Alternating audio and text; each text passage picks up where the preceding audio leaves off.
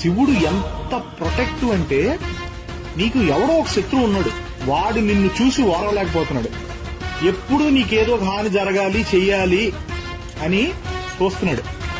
నువ్వేమో రోజు శంకరుని పూజిస్తావు. శివుడు ఏమంటాడు తెలుసా అప్పుడు?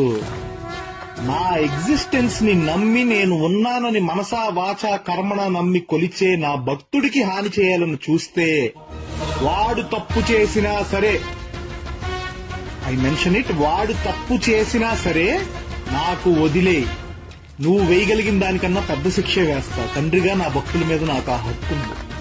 అలా కాదని నువ్వు వాడికి హాని చేయాలని చూస్తే ఏదో ఒక రూపంలో వస్తా, ఖచ్చితంగా నిన్ను చంపేస్తా.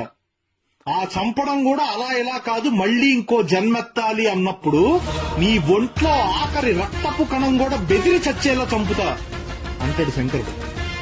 అంత ప్రొటెక్టివ్ అండ్ అంత ప్రేమ భక్తులంటే.